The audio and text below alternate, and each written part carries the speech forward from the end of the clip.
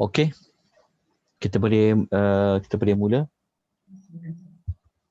Cik Syidah, ada apa kata-kata aluan, pendahuluan? Bismillahirrahmanirrahim. Assalamualaikum warahmatullahi wabarakatuh jemaah sekalian. Alhamdulillah pagi ini kita sambung lagi sesi kita yang kedua, surah Al-Waqiah. Tanpa melengahkan masa, saya serahkan pada Ustaz lah sebab kita pernah termakan masa sikit kan. Ustaz ya. Assalamualaikum warahmatullahi wabarakatuh. Innal hamdalillah nahmaduhu wa nasta'inuhu wa nastahdihi wa nastaghfiruh wa na'udzu billahi min shururi anfusina wa min sayyiati a'malina. Man yahdihillahu fala mudilla lahu wa man yudlil fala hadiya lahu. وأشهد أن لا إله إلا الله وحده لا شريك له وأشهد أن محمدا عبده ورسوله. اللهم صل وسلم على نبينا محمد وعلى آله وصحبه ومن تبعهم بإحسان إلى يوم الدين. Rabbi syrah li sadri wa yassir li amri wahlul 'uqdatam min lisani yafqahu qawli. Subhanaka la ilma lana illa ma 'allamtana innaka antal alimul hakim. Wala haula wala quwwata illa billahil aliyyil azim. Amma ba'd. Muslimin, muslimat, rahimani wa rahimakumullah. Kita memperbanyakkan puji-pujian kita kepada Allah.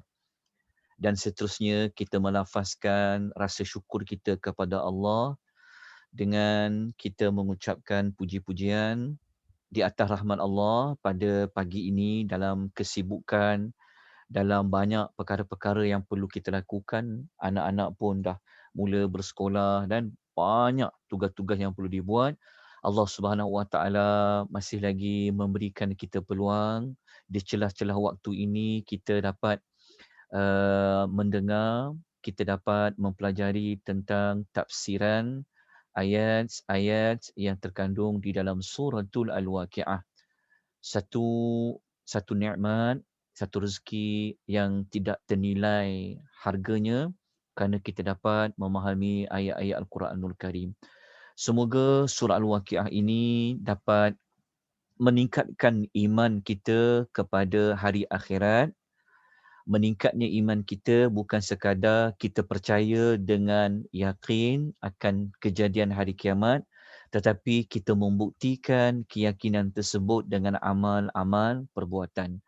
Pada pagi ini kita siri yang kedua untuk suratul Al-Waqiah. Pada minggu lepas kita telah membincangkan tentang pengenalan latar belakang suratul Al-Waqiah, kemudian kita kaitkan suratul Waqiah dengan surah Ar-Rahman.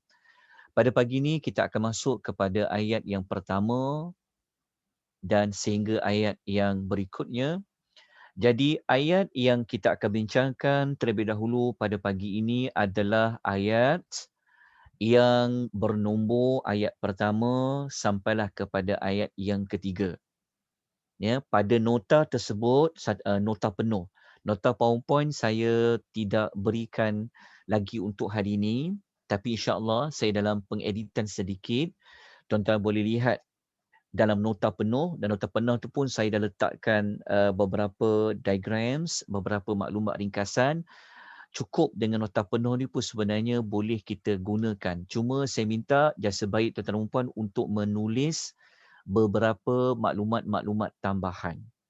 Okey, ayat 1 sampai 3 sebenarnya Allah Subhanahu Wa Taala memberikan gambaran awal. Allah memberikan gambaran awal kepada kita tentang Al-Waqiah tu nanti macam mana. Sebab kita belajar pada minggu lepas Al-Waqiah, iaitu nama surah Al-Waqiah. Al-Waqiah itu ialah hari yang pasti akan terjadi, iaitu kita sebut sebagai hari kiamat ataupun hari akhirat. Nama lain bagi kiamat dan akhirat adalah Al-Waqiah. Jadi sebelum Allah Ta'ala mencerita kepada kita tentang bagaimana kiamat tu dia akan berlaku, bagaimana waqiah itu dia datang, maka Allah cerita gambaran awal. So Allah ingin kita, Allah Ta'ala nak berikan kita satu peringatan, Allah Ta'ala nak mengingatkan kita, jadi Allah bagi gambaran awal dulu, situasi kiamat tu sebenarnya apa. Okay, Allah cerita secara ringkas sahaja pada ayat 1 sehingga ayat 3. Sebab tu kita letak tajuk pada ayat 1-3 tu kita letak gambaran awal kejadian kiamat. Ayat 1 dan 3 dia bukan cerita tentang kiamat tu dia dah berlaku macam mana. Tetapi Allah memberikan gambaran awal. Okay, gambaran awal kiamat ini pada ayat yang pertama kita akan jumpa nanti maklumat tentang kedatangan kiamat itu dia pasti. Lepas tu kalau dia pasti datang, macam mana manusia pada ketika itu sudah tidak dapat melarikan diri. Itu ayat nombor 2.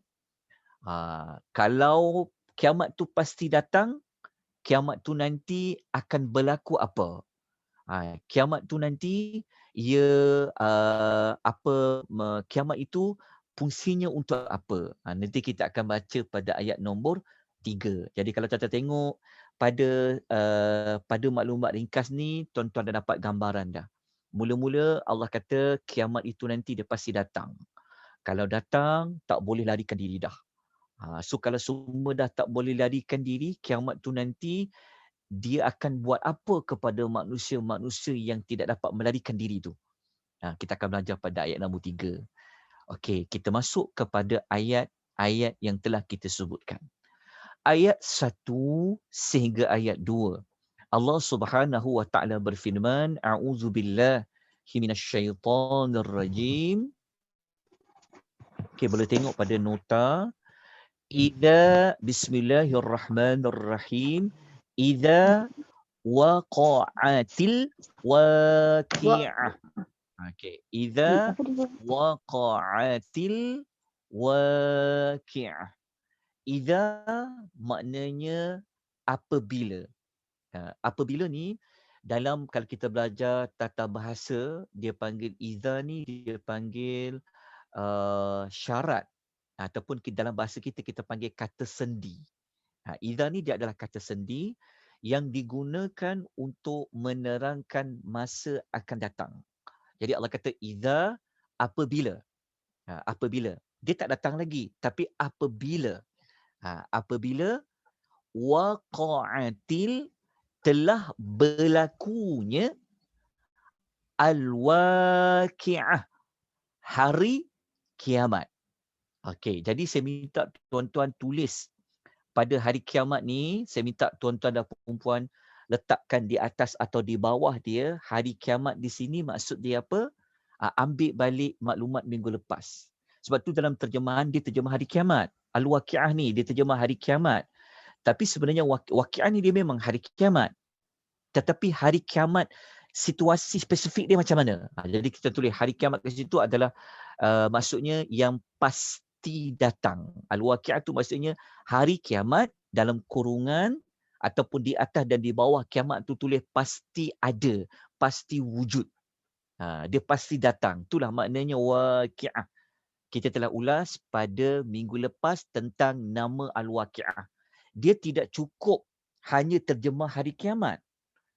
Tetapi Waqi'ah ni dia ada makna lain, makna yang lebih menspesifikkan lagi hari kiamat tu apa. Jadi dia punya maklumat dia adalah hari yang pasti datang, pasti wujud, pasti ada. Itu namanya Waqi'ah.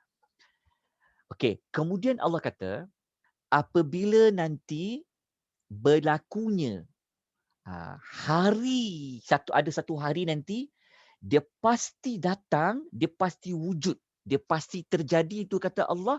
Apa yang berlaku ayat 2 terangkan. Laisa liwaqa'atiha kadhibah. Laisa tiadalah sesiapa pun yang dapat mendustakan. Perkataan kadhibatun itu mendustakan hari yang datang tu. hari yang telah datang, yang wujud tu, yang pasti datang tu, kata Allah, apabila dia telah datang hari yang pasti ada tu, tidak ada siapa pun yang boleh mendustakan lagi hari yang pasti terjadi tu. Hari apa? Hari kiamat lah. Okey, kita lihat tafsiran dia. Tengok tafsiran ayat 1. Al-Imam Ibn Kathir, dia mengatakan Al-Waqi'ah, kita sebut dah, salah satu apa? Salah satu nama hari kiamat.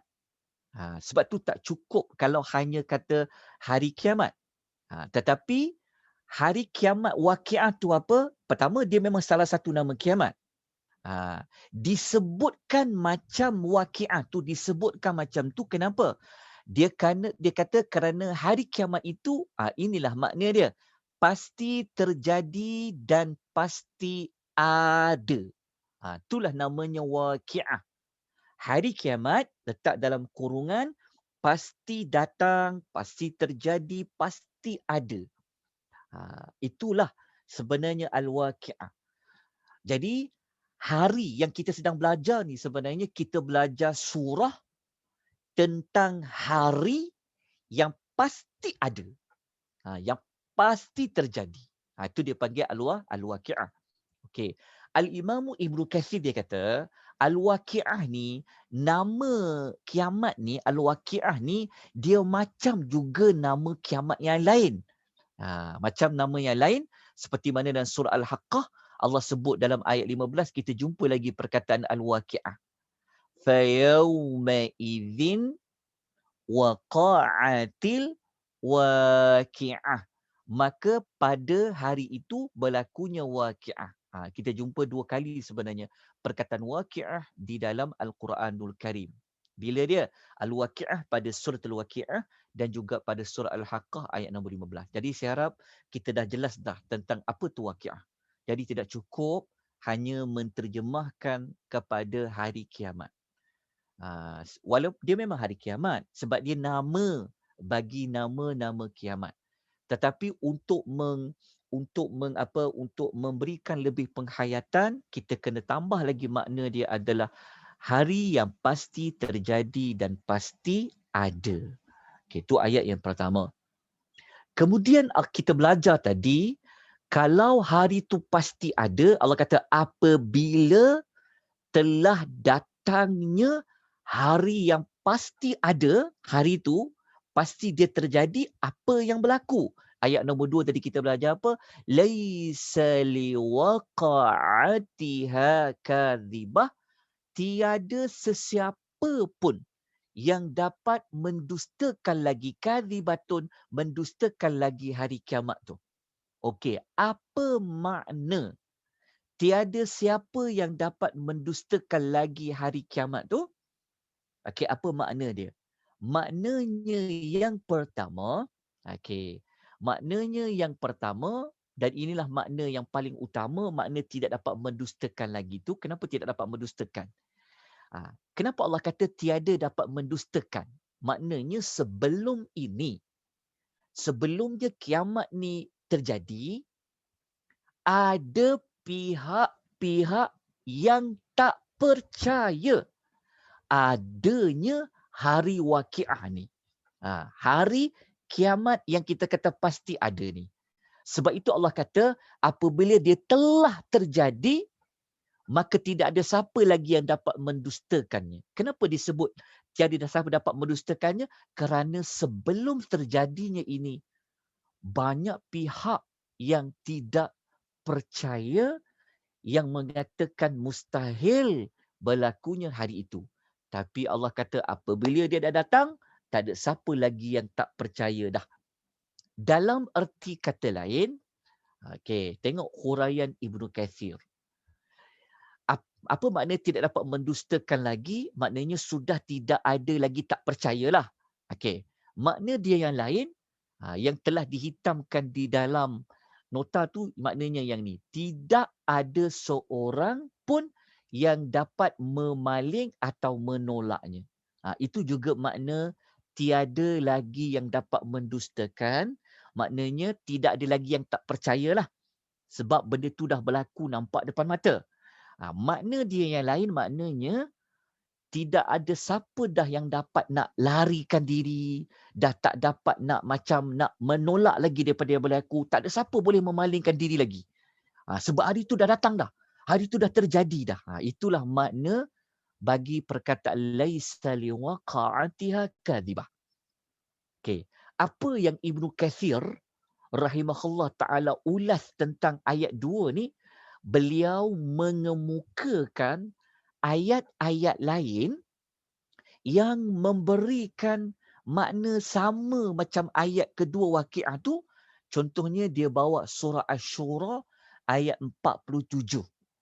Yang mana Allah mengatakan bahawa istajibu li rabbikum min qabli an ya'tiya yaumun. Allah kata, patuhlah, dengarlah, jawablah seruan Tuhanmu sebelum datangnya apa? Ada hari yang datang, la maradda lahu minallah. Hari yang tidak dapat ditolak. Dalam surah Syura, Allah tak sebut perkataan Waqiah. Tetapi dalam surah Syura, Allah kata nanti ada hari yang orang tak dapat nak tolak dah. La maradda lahu minallah. Dia tak dapat nak tolak hari tu. Hari tu, hari tak dapat nak tolak tu hari apa? Al-Waqiah tu lah. Al-Waqiah tu apa? Hari yang pasti ada. Okey. Dalam ayat lain, Allah Subhanahu wa taala sebut dalam surah Al-Ma'arij ayat nombor 1 dan 2. Okey, kita ambil ayat nombor 1. Allah kata sa'ala sa'ilun bi'adzabin waqi'. Okey, Allah kata ada di kalangan orang-orang Arab musyrikin dulu, mereka minta azab tu datang. Mereka meminta kedatangan azab yang dijanjikan berlaku. Sebab mereka olok-olok. Sebab Nabi ni dalam kaedah dia menyampaikan dakwah, dia nak suruh orang supaya sembah Allah, Nabi selalu ingatkan tentang balasan di akhirat, apa yang dia buat nanti akan ditanya, Allah Ta'ala akan azab. Tapi ada orang, dia mempelekeh-lekehkan, dia bersenda-sedakan pula. Mana azab tu? Datanglah. Datang sekarang datang, mana azab tu yang dijanjikan datang tu? Maka Allah sebut dalam surah Al-Ma'arij ini. Maka Allah kata, azab yang mereka minta tadi tu kata Allah, laisa lahu dafi', yang tidak dapat sesiapa pun menolak kedatangannya. Maknanya azab tu dia berlaku dekat hari kiamat. Jadi apabila azab tu datang, tak ada siapa dapat menolaknya. Maknanya berdasarkan ayat-ayat lain, kita dapat makna apa? Dia sebenarnya pada makna ni saja. Cukup dengan makna ni. Tidak ada seorang pun yang dapat memalingkan, melarikan diri dah. Dan menolak tentang hari tu tak ada. Sebab sebelum masa hidup, sebelum jadinya kiamat, mereka kata mustahil. Tak ada lah hari kiamat tu. Macam mana nak berlaku? Tapi Allah sebut dalam suratul Waqiah permulaannya, kalau dah datang dah hari tu, kata Allah, tak ada siapa lagi yang tak boleh dah tak percaya, tak ada siapa yang dapat boleh memalingkan diri, melarikan diri, menolak hari itu. Itulah ayat nombor 2. Jadi saya harap penerangan ni boleh memahamkan kita tentang laisa liwaqa'atiha kadhibah. Okey, selesai. Jelas ya, harap boleh faham. Mudah saja ayat dia. Tapi saya ulang banyak kali ni supaya nak masuk betul-betul, nak bagi faham betul-betul. Lepas ni, kalau dengar saja perkataan imam baca ke, kita baca ke, dengar dalam TV ke, siapa dengar baca, kita dah dapat tangkap dah maklumat tu. Idza waqa'atil waqi'ah laysa liwaqa'atiha kadhibah. Kita dah boleh lekat, kita dah boleh gambarkan bahawa Allah nak bagi tahu nanti ada satu hari tu dia pasti akan datang, pasti dia akan wujud. Maka kalau hari tu wujud, hari tu dah ada, tak siapa dah boleh memalingkan, menolak hari itu. Tak ada siapa dah yang tak dipercaya. Itulah ayat 1 dan 2. Okey, kita pergi kepada ayat 3. Masa hari tu dah wujud, dah datang, kan? Hari itu berlaku apa? Khafidatun, Hari itu merendahkan. Allah sebut merendahkan dulu. Lepas tu baru Allah kata rafi'atun. Hari itu meninggikan. Okey.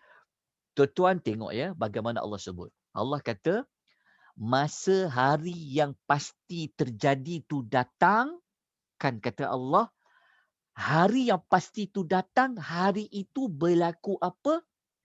Ada manusia yang Allah rendahkan. Allah merendahkan. Lepas tu kata Allah, ada yang Allah meninggikan. Okey. Apa makna merendahkan dan apa makna meninggikan? Okey. Kita kena baca tafsir lah. Sebab itu kalau nak faham Al-Quran, tafsir kena rujuk. Jadi apa kata Ibnu Kathir? Ibnu Kathir, maknanya sebenarnya kita sedang baca tafsir Ibnu Kathir. Saya bawa tafsir Ibnu Kathir sebab senang nak baca dan senang nak dapatkan tafsir Ibnu Kathir. Ibnu Kathir dia kata apa? Apa makna merendahkan ni? Dan apa makna meninggikan? Okey, sekejap lagi saya akan sebut hikmah dia. Kenapa tak sebut meninggikan dulu, baru merendahkan? Kenapa sebut merendahkan dulu, baru sebut meninggikan? Sekejap lagi kita akan sebut penyusunan dia. Sekarang kita ulas dulu. Apa makna merendahkan? Apa makna meninggikan? Baik, Ibnu Katsir kata, merendahkan ni maknanya apa? Dia kata merendahkan di sini maknanya adalah merendahkan beberapa kaum kebahagiaan yang paling bawah sampailah ke dalam neraka jahannam yang paling bawah sekali. Maknanya merendah kat sini apa? Merendahkan darjat manusia sampai ke darjat yang paling bawah sekali. Paling bawah sekali kat mana? Kalau dalam neraka ni dia paling bawah, paling dahsyat azabnya. Jadi Allah Ta'ala rendahkan manusia ni sampai ke darjat yang paling bawah sekali. Walaupun mereka dahulu masa hidup di dunia adalah orang-orang yang mempunyai kedudukan dan kehormatan. Okey, itu maksud merendahkan. Merendahkan siapa? Merendahkan manusia. Oh, masa dekat dunia dulu, oh, dia ada pangkat yang tinggi, darjat yang tinggi, gelaran yang tinggi, orang yang mulia. Tetapi waktu datangnya hari yang pasti terjadi itu, darjat dia yang tinggi masa dekat dunia itu, dia akan jatuh, direndahkan oleh Allah serendah-rendahnya sampai kalau dia masuk neraka, dia boleh jatuh ke tahap yang paling bawah sekali. Itu masuk merendahkan. Rendah siapa? Merendahkan darjat, kedudukan manusia yang masa hidup dulu mereka mulia, mereka tinggi. Oh, ada pangkat sekian, sekian, sekian, sekian. Tetapi di hari akhirat belum tentu darjat pangkat itu boleh sama.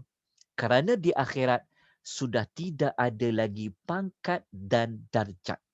Sebab tu masa dunia, jangan sombong, jangan bongkak, jangan belagak, jangan ingat pangkat di dunia itu tanda kita selamat di hari akhirat. So orang yang baca surah ni, kalau dia ada pangkat darjat, dia akan terduduk. Dia akan rasa macam, ya Allah, baru aku tahu. Aku dekat dunia ni ada pangkat apa, kan, dalam kumpulan VVIP, kan, belum tentu aku di hari akhirat Allah akan kekalkan pangkat yang sama. Sedangkan Allah kata apa? Allah boleh merendahkan. So, diri dia akan jadi seorang yang apa? Dia akan jadi seorang yang merendah diri. Dia akan jadi macam, dia tak berpegang kepada pangkat yang ada. Kerana itu di dunia. Di akhirat tak sama. Okey. Untuk makna yang pertama ni, merendahkan, tuan dah dapatkan maklumat dia. Okey, kita kuatkan pentafsiran Ibnu Katsir ni dengan ayat-ayat Quran yang lain. Okay, kita ambil contoh ya. Okay, kita ambil contoh. Kalau kita tengok dalam muka surat Nota, muka surat nombor 3 tu, Kan betul muka surat nombor berapa? Tuan nombor 4, maafkan saya. Muka surat nombor 4 nombor 4 ni kan tuan muka surat nombor 4 kan? Okey, nombor 4 tuan tengok dalam surah An-Nisa ayat 145 ni, ini antara dalil ayat Quran yang Allah kata ada manusia tu jatuh pada darjat yang paling teruk sekali dalam neraka. Maka Allah kata tentang orang munafik. Ayat 145. Surah Nisa Allah kata apa? Innal munafiqina fi darki asfali minan nar. Allah kata sesungguhnya orang-orang munafik ditempatkan pada tingkatan yang paling bawah sekali di hari akhirat. Siapa dia? Orang-orang munafik. Ini contoh bukti yang jelas nanti di hari akhirat ada manusia dia jatuh ke dalam darjat yang paling teruk sekali dalam banyak-banyak darjat adalah orang munafik. Dia masuk dalam neraka, bukan neraka yang paling atas, neraka yang paling bawah darjat dia, azab dia. Orang munafik. Jadi kita dah faham dah tentang merendahkan. Okey, dah dapat ya makna merendahkan? Okey, apa makna meninggikan pula? Apa makna meninggikan pula? Okey, rafi'atun. Okey, meninggikan ni kata Ibnu Kathir, Allah bagi tahu kepada kita meninggikan sebahagian yang lain ke peringkat yang setinggi-tingginya sampai dia masuk syurga yang penuh dengan kenikmatan walaupun dulu masa dia dekat dunia orang-orang yang tak ada kedudukan dan dia tidak ada pangkat. Jelas tak? Meninggikan. Okey, maknanya Allah meninggikan. Masa dekat dunia, manusia ini ada manusia yang nama dia tak ada pun. Orang tak kenal pun. Tak ramai kawan pun. Orang tak sebut-sebut dia pun. Sebab apa? Sebab dekat dunia, orang suka berkawan setengahnya kepada orang yang ada nama, yang ada pangkat, kumpulan yang ada kuasa, ada jawatan. Orang tak ada jawatan, tak ada nama, orang yang harta tak banyak, mungkin orang tak pandang. Tetapi di hari akhirat, Allah Ta'ala bukan menilai apa yang ada dekat dunia. Ada orang di dunia, orang tak pandang dia. Tetapi di hari akhirat, darjat dia, pangkat dia Allah tinggikan. Sampai dia boleh masuk syurga tu, dia masuk syurga yang penuh dengan kenikmatan. Okay, inilah ayat nombor apa? Ayat nombor 3. So, kalau kita tadabbur ayat nombor 3 ni, cuba tanya diri kita. Kita duduk kedudukan yang mana? Adakah kita nanti akan direndahkan oleh Allah? Ataupun kita ditinggikan oleh Allah? Tengok Allah Maha Adil. Sebab tu kita belajar kan, semulia-mulia kamu di sisi Allah, di surah Hujurat Allah kata apa? Adalah atqakum, taqwa kamu. Sebab tu kalau kita dekat dunia ni, pihak yang ada harta, Allah bagi rezeki pangkat, Allah bagi rezeki jawatan, duduk dalam kawasan taman yang kita faham kan, duduk dalam kawasan, kita faham tak? Ada rumah yang ada nama banyak bentuk lah, banglo lah, apa whatever, kan? Kita jangan pandang rendah orang yang biasa-biasa saja. Maksudnya begini, cara kita nak deal dengan ayat ni, cara kita nak berinteraksi dengan ayat ini, tanya diri kita. Okey, maknanya ayat ni Allah bagi kita peluang tau. Allah beri kita peluang. Sebab tu kita kata surah Rahman. Al-Quran ini adalah satu nikmat. Nikmat apa? Nikmat bagi pengajaran kepada kita untuk kita bersedia. Allah bagi tahu tentang hari kiamat ni. Maka kita ada peluang. Kalau tanya diri kita kan, tanya diri kita, tak kisahlah. Kita ni dekat dunia apapun status kita, namalah apa pun, B40 ke apa ke, tak kisahlah istilah nak panggil sekalipun, tetapi di hari akhirat, kan, kita ada dua situasi ni. Sama ada kita nak direndahkan oleh Allah ke, ataupun kita nak ditinggikan oleh Allah. Tanya diri, tepuk dada, tanya iman. So, sama ada kita nak ditinggikan oleh Allah ke, ataupun kita nak direndahkan oleh Allah Azza wa Jalla. Tapi ayat ni bagi tahu, hari kiamat nanti adalah hari yang Allah akan jatuhkan darjat kedudukan seseorang, dan Allah boleh naikkan darjat seseorang. Okey, kerana di akhirat ni tuan-tuan, akhirat ni lah sebenarnya yang kita nak kejar pangkat.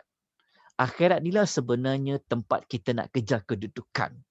Kita nak rebut kedudukan, kita nak kejar pangkat tu. Dekat dunia, Allah bagi rezeki pangkat, terimalah. Allah bagi rezeki banyak, terimalah dia. Tetapi ingat, semua pemberian Allah itu bukan menjadi kayu pengukur kita akan mulia di hari akhirat nanti. Belum tentu. Okey, jadi ambil manfaat daripada ayat nombor 3 ini. Khafidatun rafi'ah. Kalau kita tengok dalam ayat lain yang boleh kita belajar, di hari akhirat ni, dia punya pangkat kebaikan tu dia bukan satu. Kalau macam kita kan, kita ada pangkat apa? Contohlah, pangkat paling tinggi kita mungkin sampai apa? Sampai tun kan? Tan, kita ada tan, tun. Wallahu alam lah. Kalau macam government ni dia ada banyak pangkat, grade 41, grade daripada berapa, 41, naiklah 44, naik 4 sekian-sekian tu kan. Ramai orang bekerja kat situ. Tapi di akhirat ni dia punya level pangkat tu tak dia tak terkira banyak dia. Sampaikan Allah sebut dalam surah Toha ayat 75, Allah kata orang yang mukmin ni, Allah kata wa may yatihi mu'minan qad 'amila salihati fa ulaika lahumud darajatul ula. Allah kata orang yang dalam keadaan beriman, dia buat amal-amal soleh, maka mereka itu akan dapat apa? Tempat-tempat tinggal yang tinggi darjat dia. Okey? Tinggi darjatnya. Okey, kalau kita nak lihat dalam ayat lain yang selain suratul Waqiah, contohnya dalam surah Al-Isra ayat 21, Allah bagi tahu kepada kita di akhirat nanti dia punya dapat kedudukan sisi Allah tu lebih besar dia, banyak perbezaan dan lebih besar keutamaan dia. Jadi inilah yang kita nak kejar sebenarnya. Moga-moga ayat nombor 3 ni memberikan kita satu pengajaran teladan kepada kita untuk kita jadi manusia yang Allah Taala muliakan lagi. Dunia ni dia tak sama dia punya kedudukan dia. Okey, kita kalau kita kedudukan orang yang ada harta, ada pangkat, kita kena gunakan harta dan pangkat itu untuk dapat pangkat yang lebih tinggi nanti di akhirat. Sebab di akhirat dia punya pemberian dia sudah tentu tak sama macam di dunia. Macam tu. Jadi kalau kita duduk dalam situasi orang yang tidak ada nama, memang Allah rezekikan dia banyak tu saja rezeki dia, orang yang tak ada pangkat, maka dia janganlah rasa macam seolah-olah Allah Ta'ala ni tak pandang dia. Tak. Sebenarnya Allah bagi peluang dengan kesusahan dia, sabar, gunakan kesabaran itu untuk dapatkan pangkat yang mulia di hari akhirat. Kalau kita dah mulia dekat dunia, ambil pangkat mulia itu bukan untuk kecilkan manusia, bukan nak rendahkan manusia, tetapi gunakan pangkat yang ada, peluang yang ada itu untuk dapat lebih tinggi lagi pangkat dan darjatnya. Dan dalam masa yang sama, darjat dan pangkat di dunia bukanlah menjadi kayu pengukur nak dapat kemuliaan di hari akhirat. Okey, selesai dekat sini. Kemudian kita nak pergi kepada soalan tadi. Kenapa Allah Ta'ala sebut dulu merendahkan, baru sebut meninggikan? So ayat ni sebenarnya nak beritahu kepada orang-orang yang tak percaya waqiah tu, yang dia tak percaya adanya hari yang pasti terjadi tu, maka Allah sebut merendahkan. Maknanya Allah nak bagi tahu kepada orang-orang yang mendustakan kiamat ni kan. Orang yang mendustakan kiamat ni, Allah nak bagi tahu, Allah Ta'ala nak suruh mereka ambil perhatian dulu. Sebab orang mendustakan kiamat ni pada zaman Nabi, zaman dulu ni, memang orang-orang yang kaya-kaya, orang yang VIP, orang yang ada nama ni, mereka memang tak nak masuk Islam. Mereka sombong. Mereka menolak. Orang masuk Islam ni orang yang rendah-rendah, orang yang miskin dan sebagainya. Jadi apabila ayat ni datang, ayat nombor 3 seolah nak tempelak pada mereka. Korang ingat, korang yang kaya, yang VIP, yang bagus-bagus ni, korang ingat korang mulia nanti di akhirat. Sebab tu Allah kata merendahkan. Baru Allah meninggikan. Itu hikmah dia. Kenapa memulakan dengan merendahkan. Okey, kita pergi kepada ayat 4. Okey, ayat yang ke 4. Ayat yang keempat. Betul, ayat yang keempat. Tengok muka surat nombor 5. Okey. Okey, dekat nota tuan-tuan dan puan-puan ya, saya telah letakkan dia punya isi penting pada ayat tu sebenarnya. Okey, tuan-tuan tengok. Pada nota kita nak masuk ayat 4, ayat 5 dan ayat 6. Okey, ayat 4, 5 dan 6 ni Allah cerita tentang permulaan macam mana nak berlaku kiamat tu. Okey, dia dah masuk permulaan. Yang tadi gambaran awal. Moga-moga sebelum kiamat tu terjadi betul-betul, sebelum terjadinya kiamat, korang berubahlah kan, jadi seorang hamba yang taat pada Allah. Okey, lepas tu Allah cerita lagi, Allah sambung lagi dengan Allah cerita macam mana kiamat tu akan terjadi. Macam mana hari yang pasti terjadi tu akan berlaku, maka Allah sebutkan beberapa kejadian dia. Ayat 4 hingga ayat 6. Okey. Ayat 4 Allah cerita pasal bumi digegarkan. Ini dia punya poin penting dia. Bumi. Ayat nombor 5 dan ayat 6 Allah cerita tentang gunung ganang. Ambil isi penting ni. Mula-mula bumi, lepas tu Allah cerita gunung ganang. Kalau orang tanya, kenapa Allah tak cerita pasal langit? Kenapa? Kenapa Allah tak cerita pasal langit yang akan terbelah? Kan? Kenapa? Kerana Allah dah cerita dalam surah Rahman. Masih ingat lagi minggu lepas kita cerita kenapa dengan surah Waqiah? Kalau orang tanya, saya belajar langit akan terbelah nanti di hari akhirat. Kan tanda kiamat berlaku, langit tu akan terbelah.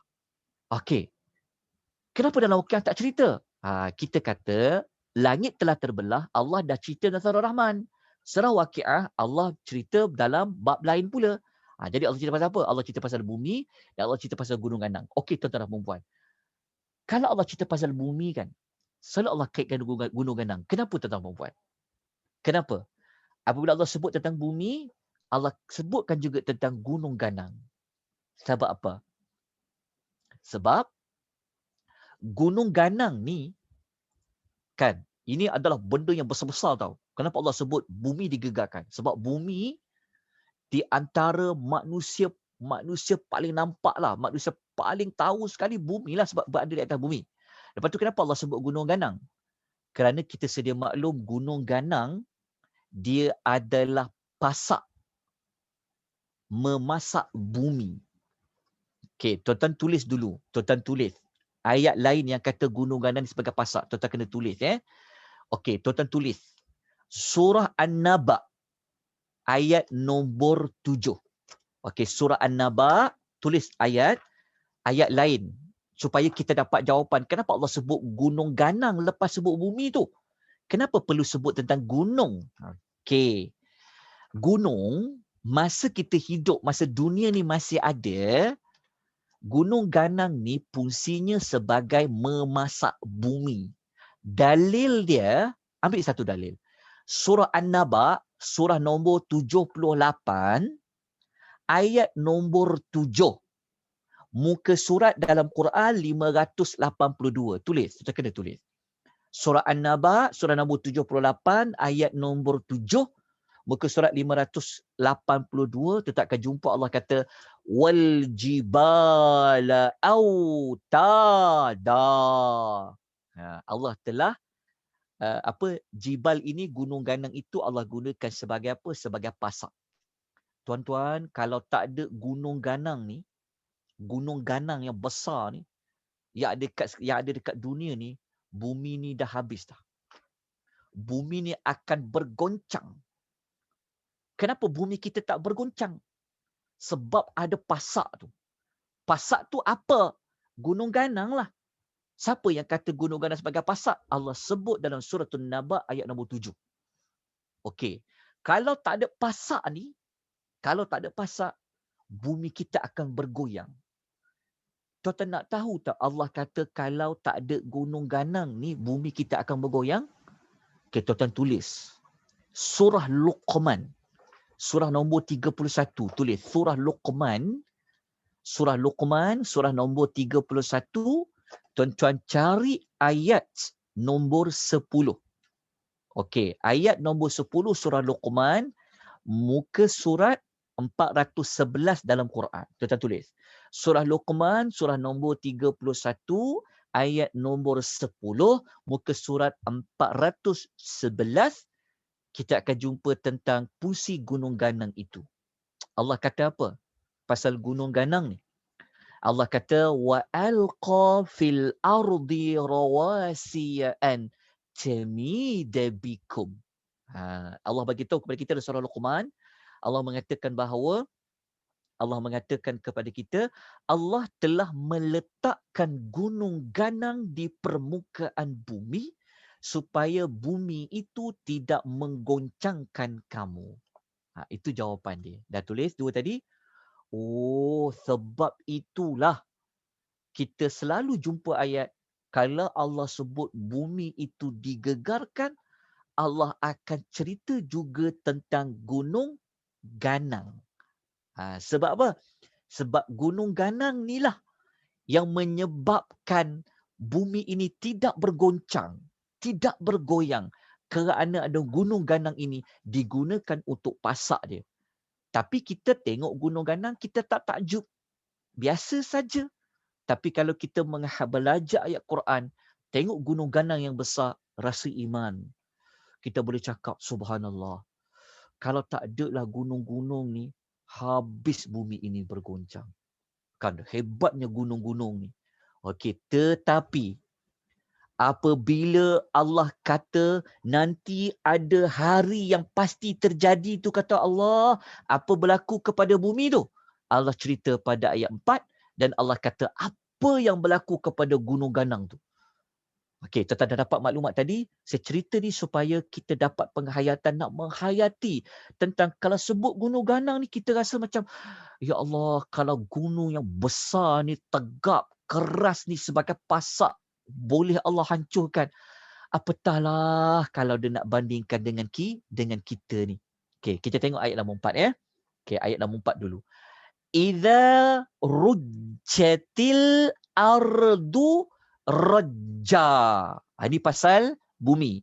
Bumi dipanggil al-ardu. Okey, al-ardu tu bumi. Okey, jumpa tak perkataan rujjati dengan rajja? Okey, cuba kita tengok ada dua pengulangan. Allah dah sebut rujjatil. Rujjatil. Lepas tu ulang balik rajja. Okey, tuan tulis dekat situ. Tuan tulis soalan dia adalah mengapakah diulang kali kedua perkataan rajja sedangkan dia disebut dah pada yang awal. Rujjatil, dia kalau nak sebut idza rujjatil ar pun dah cukup. Tapi kenapa perlu diulang sekali lagi perkataan rajja? Kenapa? Kenapa? Tuan-tuan, kalau kita belajar Quran, Allah Ta'ala, kalau dia sebut kalimah itu sekali, ada sebab. Kalau dia ulang buat kali kedua, ada sebab. Kenapa Allah kata, rujjati, lepas tu ulang balik rajja. Kenapa? Kalau kita baca terjemahan, mungkin kita tak perasan. Allah kata, apabila, semasa ni maknanya apabila bumi rajja, rujjatil ni maksudnya digegarkan. Bumi digegarkan. Kenapa ada rajja? Digegarkan dengan gegaran sebenarnya. Apabila bumi digegarkan dengan gegaran. Kenapa Allah sebut dua kali? Kita tulis kat situ. Jawapannya adalah untuk mengukuhkan, untuk menguatkan ataupun untuk mengukuhkan tentang gegaran. Kenapa diulang dua kali? Adalah untuk menggambarkan macam mana gegaran itu dia berlaku. Untuk mengukuhkan gegaran itu dia pasti berlaku dan nak mengukuhkan tentang macam mana bentuk gegaran tu. Sampai diulang dua kali. Idza rujjatil ardu rajja. Maknanya Allah nak bagi tahu pada kita tentang apabila bumi itu digegar, digoncangkan dengan goncangan yang kuat, dengan sebenar-benar goncangan. Kalau kita goncang apa? Kita goncang, kita ambil cawan kan. Kalau kita goncang, mungkin goncang kita tu goncang yang biasa. Tapi Allah Ta'ala kalau dia goncang tu, Kalau Allah nak gegarkan bumi ni, kan, bukan gegar macam gempa bumi tu. Gegaran dia dengan sekuat-kuat, dengan gegaran yang sebenar-benar gegaran lah. Macam mana kita nak tahu sebenar-benar gegaran? Kerana Allah mengulang 2 kali kalimah. Ada rujjati, ulang balik rejja. Okey, faham dekat situ? Okey, maknanya kalau kita baca ayat 4 ni, ya Allah, kita akan rasa tahu, kita dapat rasa tentang seolah-olah ni macam mana kalau bumi ni Allah gegar dengan sebenar-benar gegaran dia. Bumi ni, dia sebenar-benar gegaran dia bukan gempa bumi yang biasa ni. Gempa bumi yang biasa dekat muka bumi ni, itu belum lagi gegaran yang sebenar-benarnya. Kalau nak tahu gegaran yang sebenar-benarnya, tunggu nanti apabila datangnya Al-Waqi'ah itu. Sebab tu diulang 2 kali reja kat situ, nak menunjukkan, mengukuhkan tentang gegaran itu. Tapi kalau kita belajar, kalau kita belajar 10 tanda kiamat, 10 tanda kiamat, maksudnya 10 tanda besar kiamat. Kiamat ni dia akan datang kalau setelah 3 gempa bumi. Dia 10 tanda besar kiamat. 10 daripada 10 tu, 3 tanda daripada 10 tanda besar kiamat tu, nanti dekat dunia ni akan berlaku 3 gempa bumi yang besar. 3 gempa bumi. Satu dekat timur, satu dekat barat, satu di semenanjung Arab. Ada 3 gegaran. Itu dalam hadis yang sahih. 3 gegaran. Tetapi 3 gegaran ni, dia tidak sama dengan gegaran yang sebenar-benarnya apabila bumi ini digoncangkan. Okey, habis ayat nombor 4. Lepas tu, jom kita menghayati lagi tentang macam mana gunung-gunung ini Allah gegarkan dia, Allah hancurkan dia. Ayat nombor 4. Ayat nombor 5, wa bussatil jibalu bassa. Kenapa diulang bassa tu, diulang sekali lagi? Wa bussatil jibal. 2 perkataan. Lepas tu diulang balik bassa. Dia sama kaedah macam rujjatil, ulang balik rojja. Bussatil, ulang balik bassa. Kenapa? Ambillah makna yang sama tadi yang telah kita sebutkan. Maka Allah kata, apa jadi pada gunung ganang ini? Kata Allah, jibal. Jibal ni Allah kata apa? Tuan-tuan, jibal ni gunung ganang. Kita kena tengok, tuan-tuan, gunung ganang ni. Kita kena ambil waktu perhatikan. Tapi sayang kita ni kan, keras hati kita ni. Kadang-kadang kita tengok gunung ganang lalu nak balik kampung, pergi mana-mana tengok gunung ganang yang besar.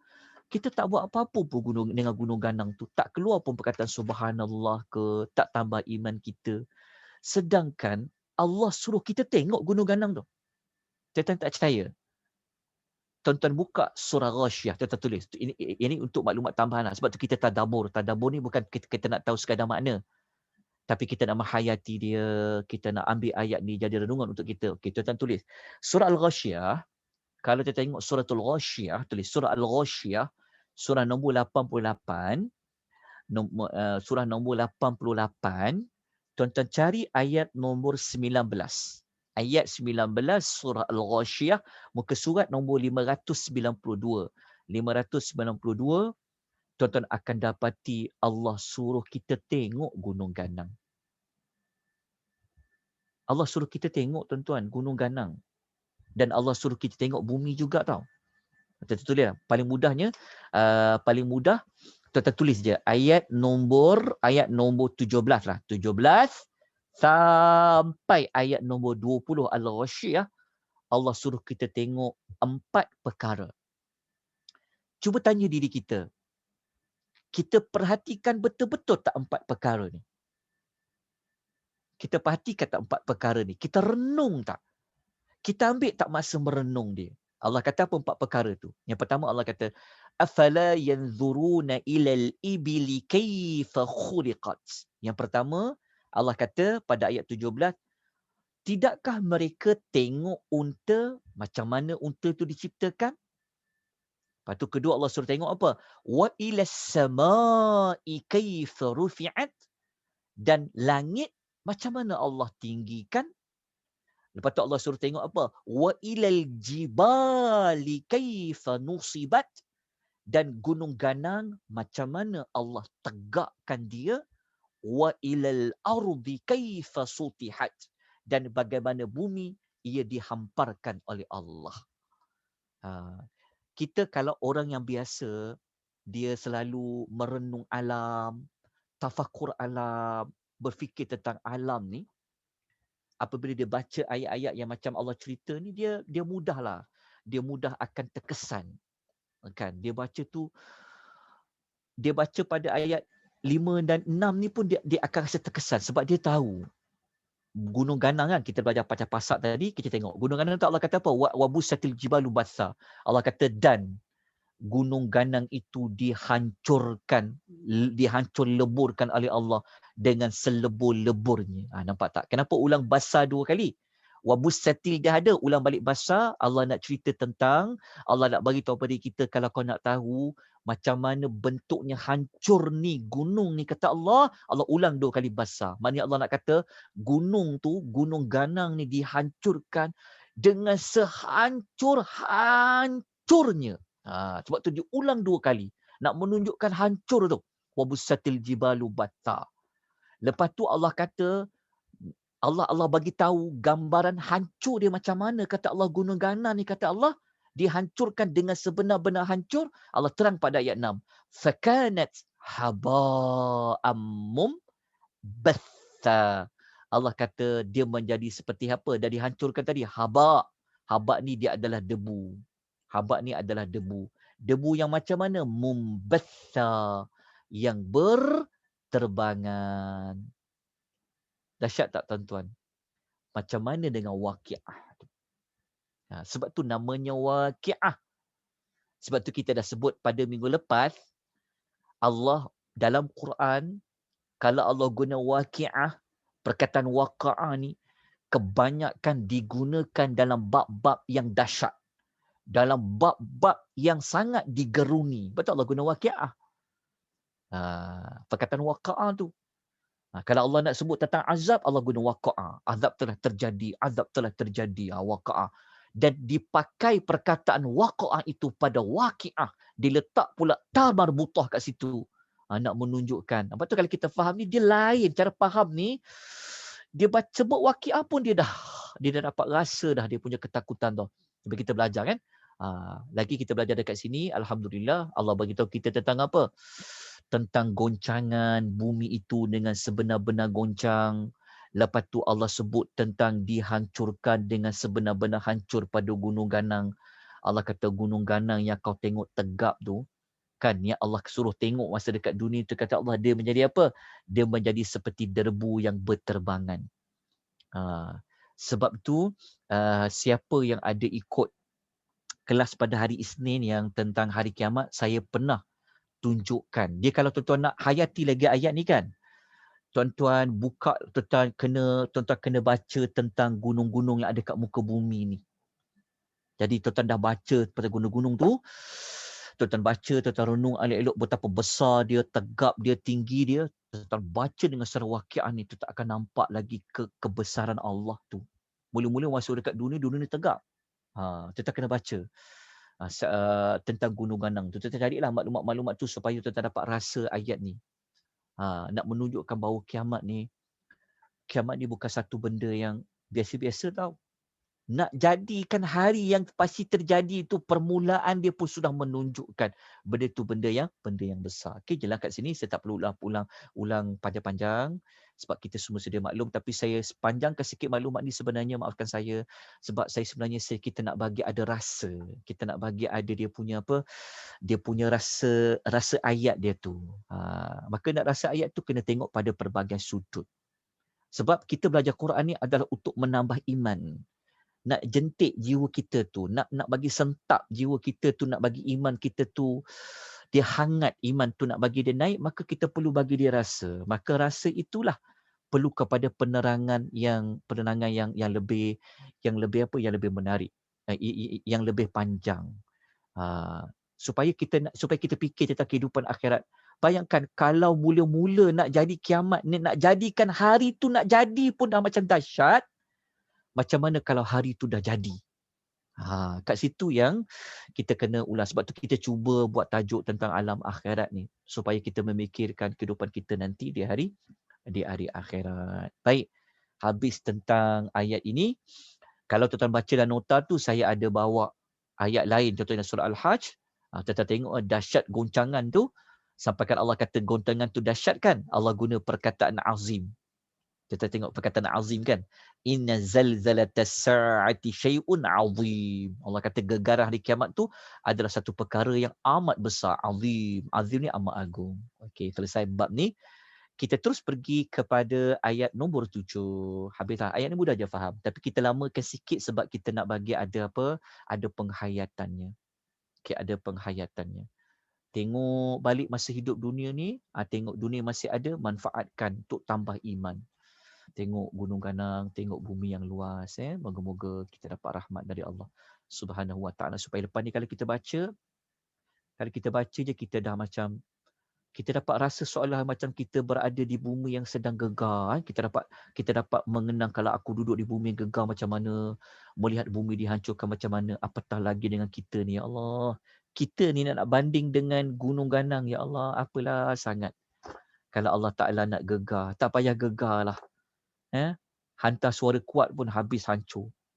Apatah lagi kalau digegarkan macam gunung ganang. Baik, kita pergi kepada ayat yang ke-7. Okey, ayat yang kita masuk ayat kumpulan ayat. Okey, cara kita belajar surah Waqiah ni, kita akan belajar mengikut kumpulan-kumpulan ayat ya. Kumpulan-kumpulan ayat. Jadi kita masuk kepada ayat 7 sampai ayat yang ke-11. Kita akan tumpukan terlebih dahulu pada ayat 7 sehingga ayat nombor 11. Maknanya ayat 7 dan 11 ni adalah ayat yang Allah dah bawa kita semua, kita dah berada pada waqiah tu. Maknanya kita dah berada pada hari yang pasti ada tu. Jadi Allah bawa kita semua berada di hari itu. Jadi di hari itu, kita akan dapati tentang golongan manusia yang ada di hari itu. Kalau kita belajar surah Rahman, imbau balik surah Rahman ya. Lepas tu jangan lupa surah Rahman. Diulang balik, dibaca dia. Kita telah belajar pada hari kiamat tu, kita diberitahu oleh Allah, kita akan nampak orang berdosa ni ada tanda-tanda dia. Ada tanda-tanda dia. Tapi baca kat Waqiah ni, Allah cerita lain pula. Allah cerita dalam surah Waqiah ni, manusia-manusia itu Allah pecah-pecahkan dia kepada golongan-golongan. Okey. Jadi ayat 7 dan 11 ni juga sebenarnya memperincikan golongan mana yang termasuk golongan yang khafidatun dan golongan mana yang rafi'atun. Jadi kita pergi kepada ayat 7 dan ayat 11 terlebih dahulu. Okey, bayangkan waktu Allah cerita ayat 7 dan 11 ni, kita letakkan diri kita nak duduk kumpulan mana ni? Allah cerita kan. Jadi kita baca Quran ni, kita baca, nanti di hari akhirat ni, golongan manusia dia ada 3 kategori. So kita masuk pada 3 kategori. Allah tak cerita secara detail lagi. Allah cerita umum dulu, 3 kategori manusia. Lepas tu kita tulis dekat sini secara umum dulu. Okey, 3 kategori manusia tu siapa? Ayat nombor 8, kita akan jumpa Allah sebut golongan kanan dulu. Kanan, pasangan dia apa? Pasangannya kiri. Kanan, lawannya adalah kiri. Allah sebut ayat 9. Nampak tak susunan dia? 8, lepas tu pergi ayat 9. Okay. Tiba-tiba, di antara kanan dan kiri ni, terselit ada satu golongan. Ya Allah panggil dia golongan apa? Yang paling mendahului. Kita ambil dulu perkataan mendahului. Lepas tu diulang balik yang mendahului. Kenapa? Jadi kita akan ulas. Kenapa mendahului ni sebut 2 kali? Yang paling dahulu. Sebab tu ulang balik dahulu. Okey, maksudnya kalau kita tengok ayat 8, ayat 9 2 golongan. Kita fahamlah kanan kiri. Tiba-tiba ada satu pihak yang ketiga, iaitu golongan yang paling dahulu. Siapakah mereka ini? Adakah yang paling dahulu ni adakah duduk di antara kanan dan kiri? Kita akan ulas insya-Allah sekejap lagi. Tapi kita nampak 3 lah ya. 8, 9 dan 10. Allah sebut umum saja. Tapi kenapa ayat 7 tak ada pun Ustaz? Ayat 7 ni Allah sebut 3 kategori saja. Nampak tak? Ayat 7 sebenarnya 3 kategori. Tapi Allah tak sebut lagi 3 kategori ayat 7 tu apa. Allah semua sebut ada 3 je. Lepas tu Allah terangkan. Ayat 8 kata kanan. Ayat 9 kata kiri. Ayat 10 kata golongan paling mendahului. So ada 3 tak? 8, 9, 10. 8, 9, 10 memperincikan ayat nombor 7 3 kategori. Okay, Jalan? Okay, jom kita masuk kepada ayat dia. Kita pergi pada ayat dia. Lepas tu kalau baca nota ni, tuan-tuan dah nampak dah. Lepas tu saya letak dekat sini dia punya tajuk dia. Tajuk-tajuk kecil ya, supaya kita tahu. Ayat ni kita boleh letak dia dalam kelompok dia. Supaya kita baca tu, kita soalannya kita sedang bercerita dengan Allah. Allah bercerita dengan kita, cerita. Okey, jadi kita masuk pada ayat nombor 7. Kita pergi ayat nombor 7 dulu. Allah Ta'ala cerita pada kita. A'udzubillahi minasyaitanirrajim. Wa kuntum azwajan thalathah. Allah kata dan kenapa Allah sebut dan? Maknanya Allah nak sambung balik cerita tentang kiamat tadi selepas bumi tadi dia apa? Bumi tadi telah digoncangkan, bumi tadi telah digoncangkan dengan sebenar-benar goncaran. Gunung Ganang tadi Allah sambung lagi dan kamu kuntum, kita faham. Kuntum ni adalah ganti nama nak menunjukkan kepada kamu semua nanti. Kan? Kamu semua kata Allah salasatan.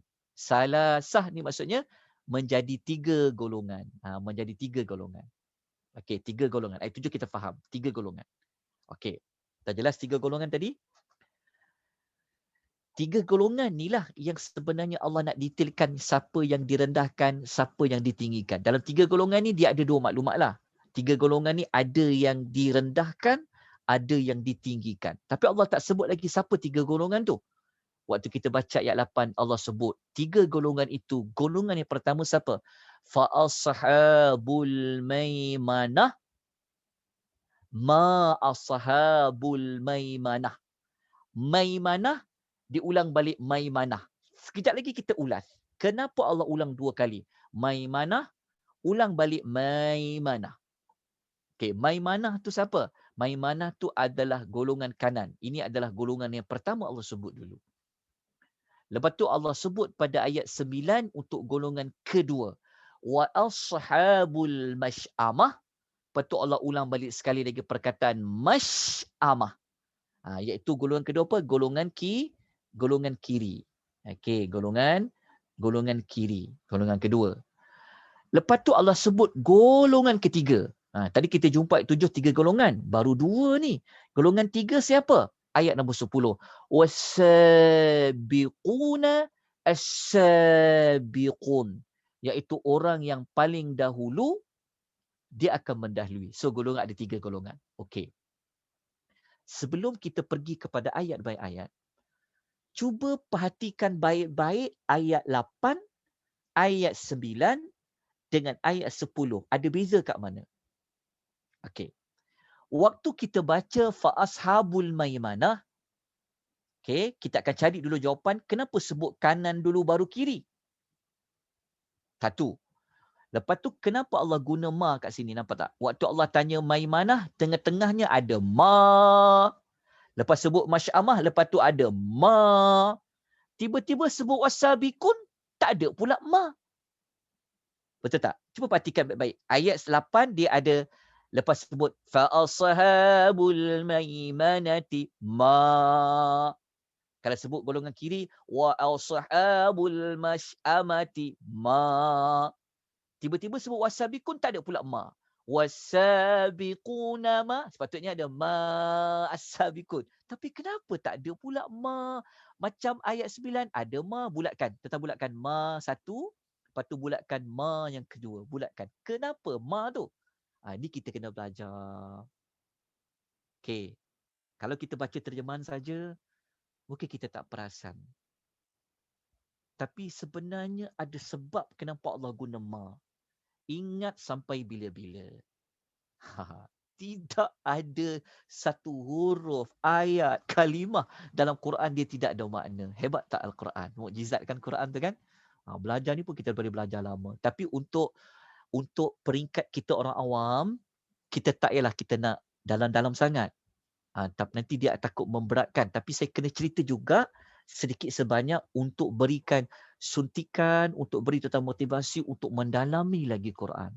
Okey. Dapat nanti perbezaan ya. Kita akan pecahkan persoalan nanti. Kita akan bagi jawapan. Kenapa dekat wasabiquna tak ada ma? Sedangkan Maimanah ada ma, wasabu tu ada ma. Wasabiqun. Okey, sebelum tu kita ulas dulu. Kenapa Allah sebut kanan dulu baru kiri? Kenapa Allah sebut kanan dulu baru kiri? Okey, sebab begini. Okey, saya nak bagi slide pada tuan-tuan puan. Tapi saya tengah baiki lagi slide ni. Saya tunjuk tuan-tuan puan. Saya tunjuk slide yang nota. Okey, kat sini kejap. Ni siapa yang pernah ikut saya di YouTube dulu di Tadabbur Center, saya ada ulas tentang surah Waqiah, tapi ada perbezaan sikit. Setiap pengisian dia akan ada penambahan maklumat banyak. Okey. Kita tengok soalan ni kan. Okey, soalan dia. Nanti saya bagi slide, jangan risau. Mengapa disebutkan golongan kanan terlebih dahulu sebelum golongan kiri? Ingat ya, Al-Quran ni turun, Allah ceritakan tentang Quran tentu pada orang Arab. So orang Arab ni dia tahu tak tentang istilah maimanah, dia tahu tak istilah masy'amah. Dan orang Arab ni tahu tak tentang konsep kanan, tentang konsep kiri. Kita pun biasa sebut kan, kalau kita kata, kalau biasanya kan ada setengah kita dia mengucapkan kalau dia ada untung baik, nasib baik, dia cakap apa? Oh, langkah kanan aku hari ni. Betul tak? Kan kenapa orang selalu sebut, kita tahu kan, kalau sebut kanan tu pada baik ke pada buruk? Kenapa kita diajar dalam Islam tentang mula kanan dulu, baru kiri? Kenapa? Sebab itu kita nak bertanya soalan, kenapa tak sebut kiri dulu, baru kanan? Kenapa tak sebut kiri dulu, baru kanan? Sebab memang sudah sedia maklum, orang Arab dulu, kita tengok ya, orang Arab dulu, mereka tahu, kalau golongan yang berbahagia, kalau bab baik-baik, bab untung-untung ni, memang tradisi Arab, mereka akan katakan perkataan kanan. Faham tak? Maknanya samalah. Orang Arab dulu, mereka tahu, kalau baik, kalau bab untung, kalau bab baik-baik, bab untung-untung ni, mereka akan katakan itu kanan. Tapi kalau mereka nak kata, ni sial ni tak untung ni tak baik, mereka akan katakan kiri. Macam tu. Jadi apabila Allah sebut golongan kanan dan golongan kiri, maknanya orang Arab tu tahu istilah kanan kiri tu. Maknanya mereka tahu kalau sebut kanan, golongan yang untung. Kalau sebut kiri, golongan yang tak beruntung. Untuk mantapkan lagi jawapan, okey. Orang Arab dulu, ini kalau kita buka dalam sejarah Sirah An-Nabawiyah, orang Arab dulu, kalau mereka nak tahu sial ke tak sial, kan nak tahu kesialan, mereka dulu sebelum datangnya Nabi Muhammad SAW membetulkan tentang kesialan ni, mereka dulu selalu kalau nak tahu hari ni malang ke, hari ni tak malang ke, antaranya kalau kita boleh rujuk dalam kitab Ar-Rahiqul Makhtum, satu kitab Sirah An-Nabawiyah yang bagus kalau kita rujuk, yang dikarang oleh Safiyur Rahman Al-Mubarakfuri. Orang Arab dulu, kalau dia nak tahu sial ke tak sial, mereka dulu akan menggunakan burung atau dia menggunakan kijang. Maknanya mereka ambil burung, kalau nak tahu sial tak sial, mereka ambil burung tu, mereka tengok. Burung tu dia bergerak, dia terbang ke mana. Kalau dia terbang ke arah kanan, mereka kata, ini untung ni. Ni bagus ni, ada ong ni. Kalau burung itu terbang ke kiri, maka mereka tahu, ini sial ni. Tak boleh ni, tak boleh ni. Mereka menganggap ia sial.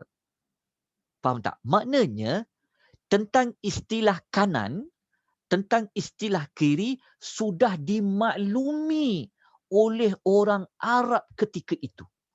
Jadi apabila Allah Ta'ala menyebutkan tentang golongan kanan, dan apabila Allah sebut menyebutkan golongan kiri, mereka orang Arab faham dah. Oh, ni golongan yang ada untung ni, dapat keuntungan ni, yang bahagia ni. Dia sebut kiri, ini adalah golongan yang tak bahagia. Okey. Kenapa Allah dahulukan dulu kanan, baru sebut kiri? Mereka faham maksud tu. Kenapa? Kenapa sebut dulu kanan baru kiri? Okey.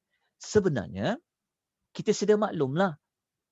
Apabila mereka dah tahu kanan, baru mereka tahu kiri, sebenarnya kata Dr. Wahbah Az-Zuhaili dalam Tafsir Al-Munir, ini dipanggil kaedah untuk tarik perhatian mereka supaya cari pahala.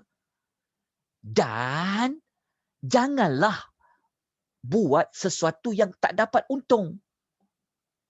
Faham tak maksudnya? Maknanya macam kita kan, kita kata, okey, langkah kanan aku hari ni, langkah kiri. Kenapa sebut kanan kiri? Maknanya Allah Ta'ala nak bagi tahu tentang, dia sebenarnya boleh je Allah Ta'ala sebut golongan yang beruntung, muflihun ke apa kan. Tapi orang Arab ni dia faham. Dia faham kalau sebut kanan, dia faham itu menunjukkan kebaikan, kebahagiaan. Sebut kiri, kesialan. Jadi Allah sebut dulu golongan kanan, maknanya Allah nak motivate mereka terlebih dahulu. Allah suruh mereka, engkau jadilah golongan kanan, engkau jadilah golongan kanan.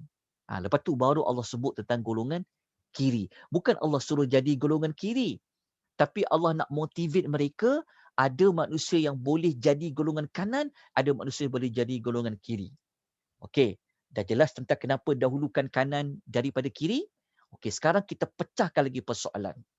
Kenapa? Okey, kenapa Allah gunakan huruf ma pada ayat Maimanah dengan Masy'amah? Apa fungsi huruf ma kat sini? Kita baca terjemahan, mungkin feel penghayatan dia tak kuat tau. Sebab kita baca terjemahan dia. Tapi kalau kita baca bahasa Arab, kita baca Quran kan, lepas tu kita kena belajar ni, kita kena belajar. Kalau kita baca bahasa Melayu, dia jadi macam ni je. Dia kalau kita baca bahasa Melayu kan, dia akan jadi, kita baca terjemahan dia macam iaitu golongan kanan, alangkah bahagianya golongan kanan kan. Kita dah baca terjemahan, kita nampak bahagia, lepas tu kita nampak sengsara. Sebenarnya kenapa diterjemahkan bahagia, diterjemahkan sengsara? Ini sebenarnya terjemahan bahagia dengan sengsara ni sebenarnya adalah terjemahan lapisan yang kedua. Lapisan kedua. Sebenarnya kalau bukan terjemahan ni salah, terjemahan ni betul. Memang sangat betul. Tapi terjemahan ini dia muncul, ini dipanggil terjemahan yang makna yang terjemahan lapis dua tau. Lapis pertama terjemahan dia sebenarnya ini sebenarnya. Ni tengok. Dia sebenarnya terjemahan ni adalah apabila Allah kata, apabila Allah menyebutkan tentang fa'ashabul maimanah, maka golongan kanan, lepas tu ada huruf ma. Ma tu sebenarnya apa tau? Sebenarnya terjemahan dia, apakah ashabul maimanah, golongan kanan itu. Sebenarnya ayat 8 ni dia persoalan. Mula-mula Allah bagi satu kenyataan. Allah kata, kan ayat 7 tadi Allah kata, dan kamu nanti ada 3 golongan. Okey, lepas tu Allah sebut golongan pertama, ayat nombor 8. Allah kata, satu golongan adalah golongan kanan. Itu kenyataan dia. Tapi sebenarnya Allah tanya lepas tu tau. Allah tanya, ma ashabul maimanah. Sebenarnya ayat 8 tu yang bahagian kedua tu Allah tanya, apakah itu golongan kanan? Orang Arab dia tak faham macam kita baca terjemahan. Sebab Quran tu kan, terjemahan tu bukan Quran. Terjemahan itu adalah nak sebut makna ayat tadi. Tapi Quran itu pada ayat. Jadi kalau ayat ni, lapisan pertama terjemahan dia sebenarnya bentuk soalan macam ni. Sebenarnya. Maka golongan kanan. Maknanya Allah bagi tahu golongan pertama, golongan kanan. Lepas tu sebenarnya Allah tanya soalan tau. Allah tanya, tu maksudnya apakah ashabul maimanah, golongan kanan. Samalah macam ayat nombor 9. Ayat nombor 9, Allah cerita golongan kedua kan. Wa ashabul masy'amah. Dan Allah kata, ada golongan kiri. Itu golongan kedua. Lepas tu Allah tanya soalan. Ma ashabul masy'amah. Apakah golongan kiri itu? Sebenarnya Allah bertanya. Orang Arab, mereka faham huruf ma yang dekat huruf ma kat sini. Ma ni adalah pertanyaan, persoalan. Tapi waktu kita baca terjemahan, kita tak jumpa dia bentuk persoalan. Terjemahan ni betul. Tapi sebenarnya dia bentuk persoalan. Jadi untuk menghayati ayat 8 dan 9 ni, jom kita masuk kepada belajar tentang jenis-jenis persoalan. Okey. Tuan-tuan dah bulat dah huruf ma? Yang saya tanya tadi soalan tak, kenapa Allah tanya huruf ma? Persoalan. Kita kena ulas bab ni nanti sebab apa? Sebab waktu kita baca akad sabikun, Allah tak tanya pula. Tak ada pula huruf ma. Kenapa? Sebab tu kita kena ulas juga.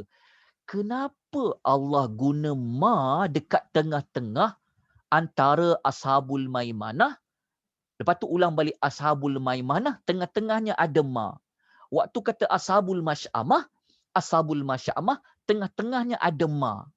Okey, apa fungsi ma kat sini? Ma. Okey, apa fungsi dia ma kat sini? Okey, ini terjemahan lapisan pertama. Tuan boleh tulis dekat nota tu, ini terjemahan lapisan yang pertama. Dia sebenarnya ada soalan. Jadi kalau orang faham dia soalan kan, dia baca ayat tu pun dia boleh baca dalam dada bertanya sebenarnya. Fa ashabul masy'amati ma. Dia boleh tanya, dia macam bentuk persoalan. Dia boleh gunakan nada untuk bertanya. Okey. Sekarang kita kena ni. Kita ulas sikit tentang bertanya. Okey. Okey, bertanya kenapa soalan tadi. Okey. Begini. Tuan-tuan tulis dalam nota ni. Okey, kenapa Allah tanya? Okey, ketanya. Kenapa Allah tanya? Okey, sebelum tu tuan-tuan tulis dulu. Tuan-tuan tulis yang ma ni, huruf ma alif ni, mim alif ni. Okey, ma dekat sini berfungsi sebagai pertanyaan. Pertanyaan ma ni huruf ma. Okey. Tuan-tuan, kalau kita belajar tata bahasa Arab, kalau kita belajar nahu, kita belajar tata bahasa kan, macam kita belajar grammar kan. Grammar, kita belajar tata bahasa kan. Ma ni dia ada banyak fungsi tau dalam Quran. Dia ada banyak fungsi dia. Okey, kita ambil fungsi yang utama lah untuk memudahkan kita belajar. Fungsi huruf ma dekat sini. Okey, tuan-tuan tulis. Fungsi ma. Ma ni boleh guna sebagai huruf apa? Okey, kita ambil 4 fungsi lah. Kita ambil 4 fungsi. Ma. Kalau jumpa dalam Quran huruf ma, min alif ma tu. Okey, kita ambil fungsi pertama tuan-tuan tulis. Fungsi pertama digunakan untuk kata soal ataupun kata tanya. Huruf ma digunakan untuk kata soal ataupun kata tanya. Okey, dah tulis? Tulis tak? Okey, nombor 2, fungsi ma berfungsi untuk an-nafiyah, untuk menafikan. Okey, tulis. Huruf ma, kalau jumpa ma dalam Quran, fungsi dia kedua adalah untuk membuat penafian. Untuk membuat penafian. Okey, dah tulis dah? Fungsi kedua. Okey, kalau kita jumpa huruf ma dalam Quran, yang ketiga, fungsinya sebagai kata hubung. Berfungsi sebagai kata hubung. Dia panggil sebagai al-mausul. Tulis kata hubung. Bezakan kalau kita belajar ma, okey. Ma yang keempat berfungsi sebagai kata ta'jub.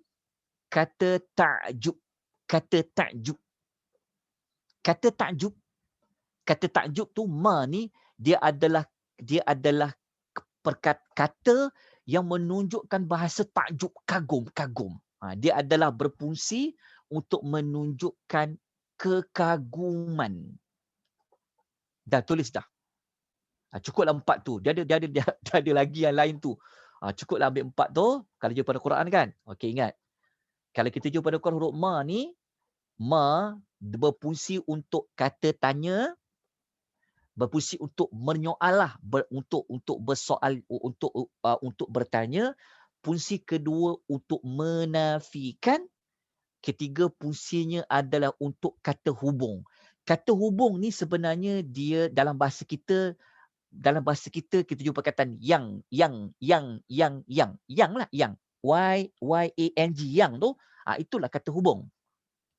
Kadang-kadang huruf ma, dia berfungsi untuk menghubungkan. Tu dia panggil kata hubung yang kita akan jumpa terjemahan dia tulis yang. Dan yang keempat adalah kata yang menunjukkan kekaguman. At-ta'jubiyah. Takjub ni bahasa Arab sebenarnya. Kita yang guna takjub. Okey, takjub. Okey, dah selesai. Macam Masya Allah tu Ustaz. Macam Masya Allah tu.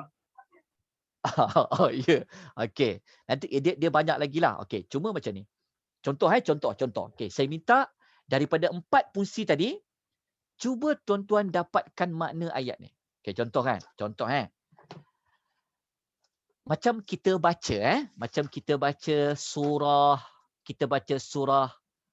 surah Al-Qari'ah lah, Al-Qari'ah. Al-Qari'ah. Yang ni penting tau, belajar ni dia penting belajar sekejap untuk maklumat ni. Okey, macam kita baca Qari'ah. Kita jumpa berapa kali huruf ma? Kita jumpa huruf ma lah, ma yang bentuk ayat 2 dan 3 lah kita ambil. Ingat tak? Ayat pertama Allah bunyi apa?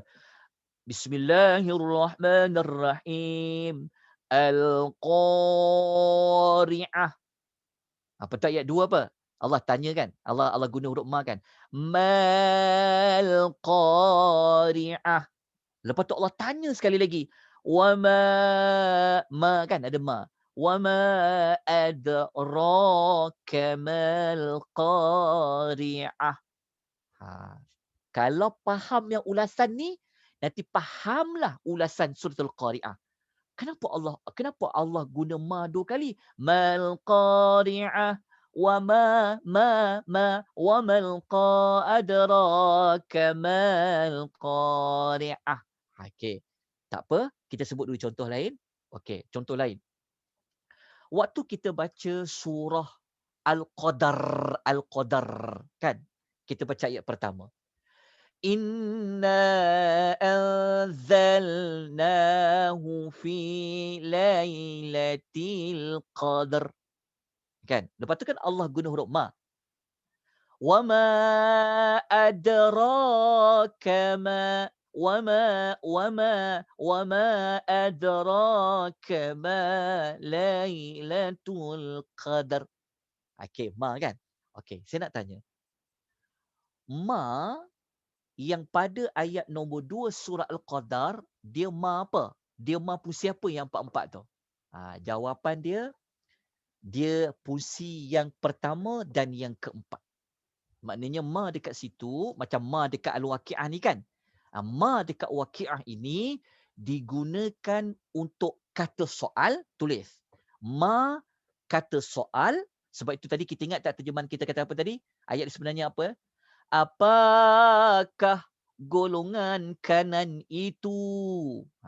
Sebenarnya Allah gunakan ma ni sebenarnya apakah? Tapi dalam terjemahan kita tak jumpa dia apakah. Okey, kenapa? Kita terangkan dulu. Okey, ma kat sini ma apa? Ma untuk soalan. Okey, soalan. Okey, ma kat sini juga. Okey, ma kat sini soalan ya, soalan. Kenapa Allah perlu bersoal? Kenapa Allah bertanya? Kan ma tu guna untuk bertanya. Kenapa Allah tanya? Kenapa Allah membangkitkan pertanyaan? Orang Arab dia faham kanan kiri tu. Tapi kenapa Allah bertanya pula? Apakah golongan kanan itu? Kenapa Allah tanya? Okey. Ini masuk kepada fungsi tanya pula. Dia ada satu lagi lapis. Okey, kenapa sampai Allah tanya? Okey, mudah je macam ni. Tuan-tuan tulis je. Okey, perlahan-lahan ya, perlahan kita belajar. Sebab kalau kita boleh ambil formula ni, nanti senang nak belajar formula-formula yang Allah tanya dekat surah Lailatul Qadar kan. Okey. Macam kita surah Lailatul Qadar kan. Kenapa Allah tanya? Kenapa Allah tanya? Wa ma adraka ma Lailatul Qadar. Kan Allah tanya. Allah tanya soalan apa? Allah tanya, dan tahukah kamu apakah itu malam al-qadar? Kenapa Allah tanya? Samalah macam ayat 8 ni. Kenapa Allah tanya golongan kanan tu? Kenapa Allah tanya? Okey, kita ambil dulu soalan ni, kita akan jawab nanti. Okey, lepas tu, kalau kita buka surah Al-Qari'ah ya. Kenapa Allah tanya? Al-Qari'ah. Lepas tu Allah tanya, Mal Qari'ah. Mula-mula Allah tanya, Al-Qari'ah. Lepas tu Allah tanya, apakah itu Al-Qari'ah? Allah tanya. Lepas tu Allah tanya pula kali kedua. Wa ma adraka mal Qari'ah. Dan Allah tanya kali kedua, dan tahukah engkau apakah itu apa itu Qari'ah? Kenapa Allah tanya? Inilah kita nak jawab. Kenapa Allah menggunakan kata tanya dalam ayat ini pada golongan kanan juga untuk golongan kiri? Kenapa? Mengapa? Okey, tengok jawapan dia. Okey, tulis. Kalau tak ada, tuan-tuan tulis. Sebenarnya Allah menggunakan kata tanya ini yang dalam kata tanya tadi ia berfungsi untuk menunjukkan ketakjuban dan at-ta'zim, untuk mengagungkan. Itu jawapan dia. Kita tulis. Kenapa Allah tanya? Okey, tanya dekat situ berfungsi untuk apa? Pertanyaan yang berfungsi untuk menunjukkan takjub dan mengagungkan. Okey, kenapa Allah tanya? Pertama, kalau orang tanya kan, macam mana awak tahu Allah tanya? Lah, Allah gunakan ma dekat sini. Oh, itu soalan dia. Ya. Okey, lepas tu timbul pula soalan kedua. Kenapa Allah bertanya pula tentang golongan kanan tu? Kita kata, Allah bertanya pada ayat 8 ni dengan ayat 9 ni adalah untuk menunjukkan ketakjuban, kekaguman dan untuk mengagungkan. Oh, Allah nak mengagungkan apa? Nak mentakjub, kagum tentang apa? Allah kagum tentang golongan kanan tu. Sebab itu terjemahan kita berbentuk kagum. Tengok terjemahan kita yang sebenar 8 apa? Fa ashabul maimanah, iaitu golongan kanan. Kan Allah tanya, apakah golongan kanan itu? Kenapa Allah tanya? Sebenarnya Allah tanya itu adalah untuk menunjukkan kekaguman, ketakjuban kepada golongan kanan tu. Sebab itu terjemahan kita, alangkah bahagianya golongan kanan tu. Alangkah bahagia ni menunjukkan bahasa takjub. Jelas tak? Faham tapi orang Arab dia tak tahulah bahasa Melayu ni. Ini terjemahan kita. Tapi kita baca bahasa Arab tu, kalau kita baca Quran kan, kita boleh baca dalam bentuk nada tanya lagi. Lepas tu kalau kita faham, oh, Allah bertanya tu sebenarnya Allah nak menunjukkan, Allah nak bagi tahu kepada kita betapa takjubnya Allah, kagumnya Allah kepada golongan kanan tu. Tetapi kalau orang tanya pula, lepas tu kenapa pula golongan kiri Allah Ta'ala tanya juga? Adakah Allah takjub dan kagum? Ya, Allah takjub dan kagum juga. Tapi takjub dan kagum bukan pada kebaikan. Tapi kagum dan takjub tu untuk apa? Untuk penghinaan. Maknanya Allah nak kata, kalau kita kan, kalau kita takjub pada golongan kita alangkah bahagianya kan. Golongan kiri nak terjemah apa? Itu dia terjemahkan alangkah sengsaranya. Alangkah sesaranya. Alangkah sengsara tu dia adalah bahasa menunjukkan betapa teruknya golongan kiri ni. Itu bahasa kagum. Kagum pada benda yang teruk. Tapi kalau benda yang baik, kagum kepada benda yang baik. Sebab tu terjemahan kita, alangkah bahagianya. Maknanya bahasa kagum dari Allah. Ingat ya, kagum, alangkah bahagianya kita yang terjemahkan dia. Tapi dari sudut bahasa yang Allah nak katakan, Allah bertanya. Ya Allah bertanya. Kenapa Allah tanya? Allah nak duduk betapa bagusnya, kagumnya lah kepada orang yang golongan kanan. Tapi ketika baca golongan kiri, Allah kata apa? Betapa kagumnya lah. Golongan kiri ni kagum dari sudut apa? Dari sudut teruknya dia orang ni. Hinanya dia orang ni. Sebab tu terjemahannya macam tu. Okey, jelas? Jelas Nampak faham Okey, dah kita ulang balik. Kenapa ada ma dekat Ashabul Yamin tadi? Ashabul Maimanah merupakan bentuk ketakjuban terhadap mereka yang akan masuk syurga.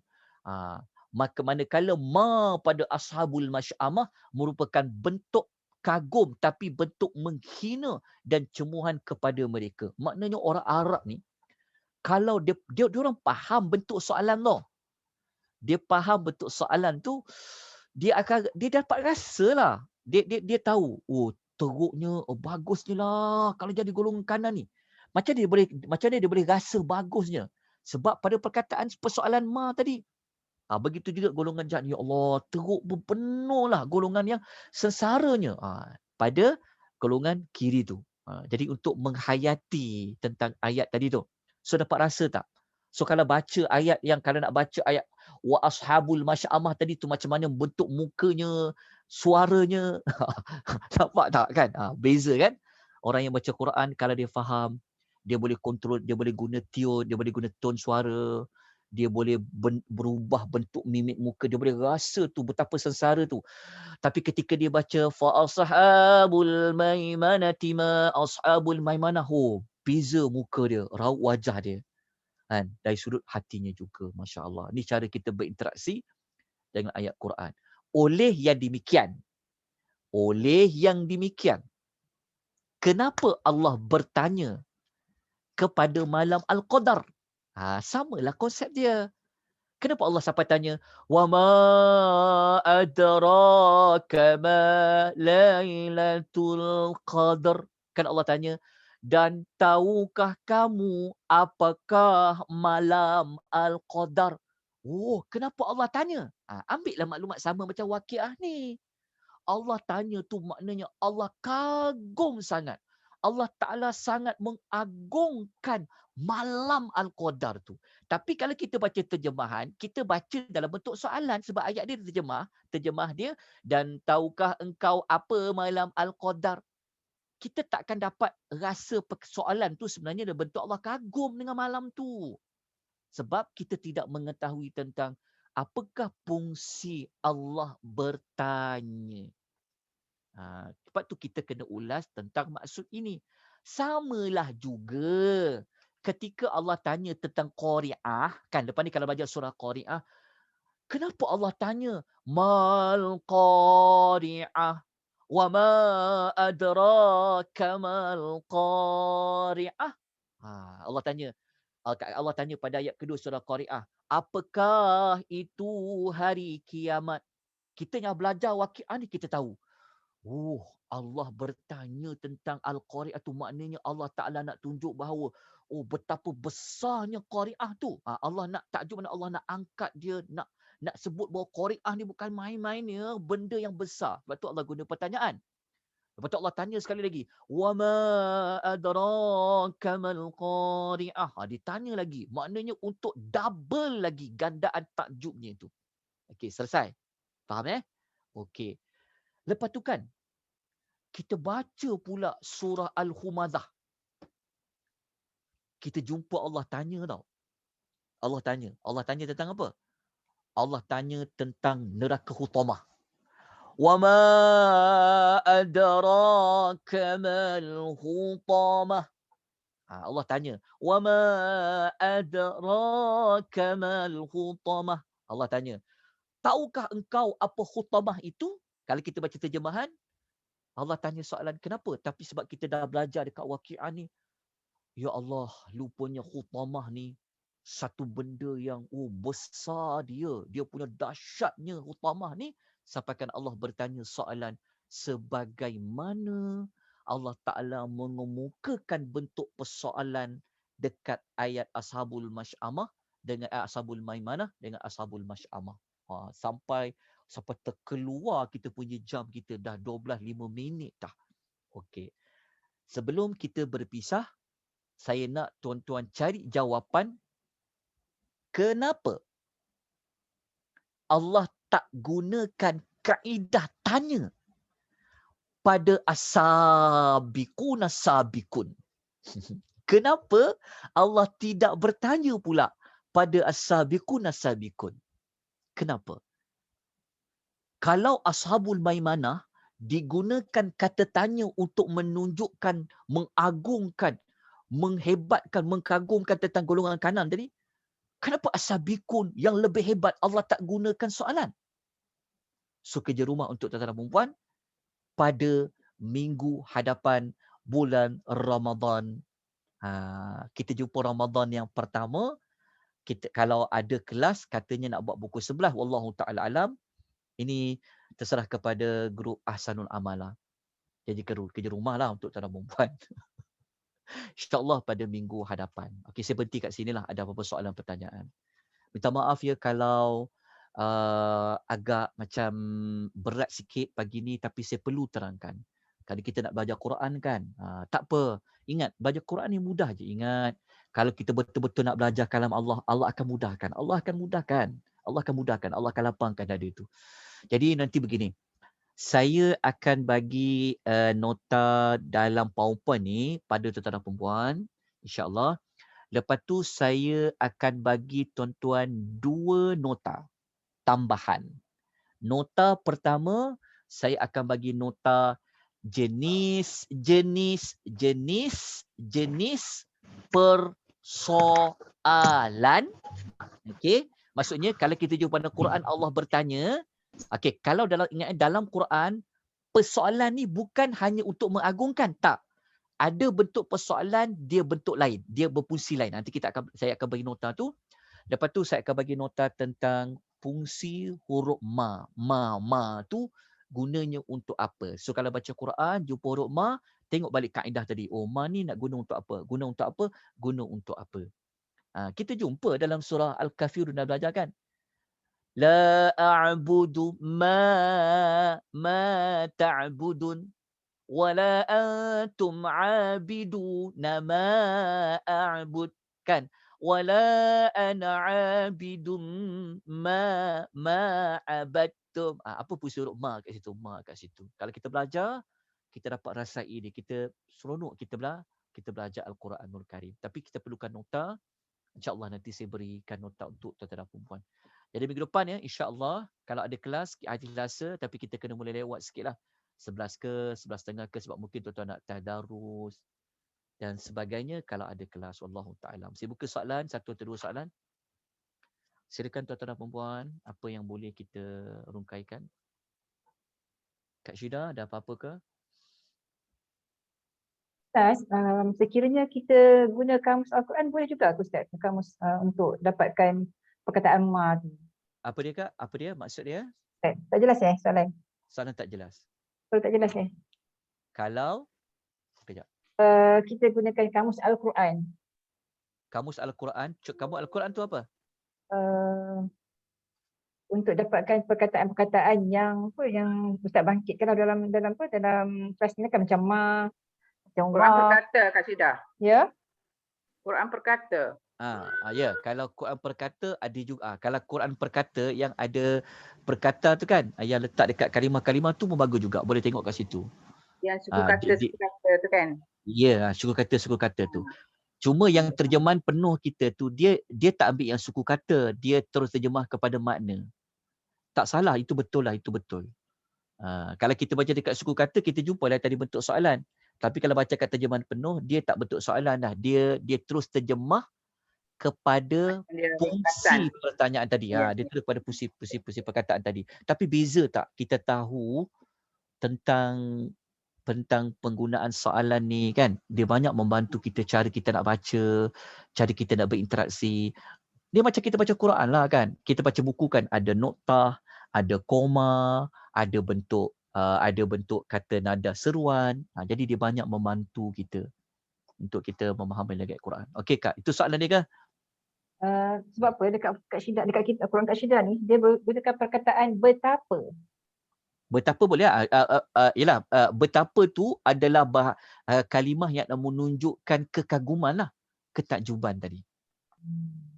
Kan? Macam alangkah, betapa. Tapi kenapa boleh terjemah betapa dengan alangkah tu? Kerana fungsi persoalan tadi tu. Sebab tu nanti saya kena bagi satu nota tambahan. Fungsi ataupun tujuan pertanyaan dalam Quran. Tu penting. Sebab bertanya dalam Quran ni dia bukan semua satu fungsi yang dia tak. Ya. Nanti kita akan belajar insya-Allah. Insya-Allah Baik. ada nota tu ada. Okey, ada soalan lain? Soalan lain. Silakan.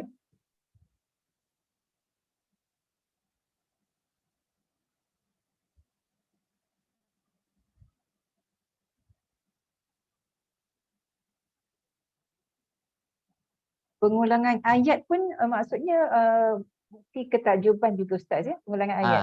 Kalau pengulangan ayat maksud dia pengulangan lafaz yang sama ke? Kalau macam kita baca tadi, dia begini.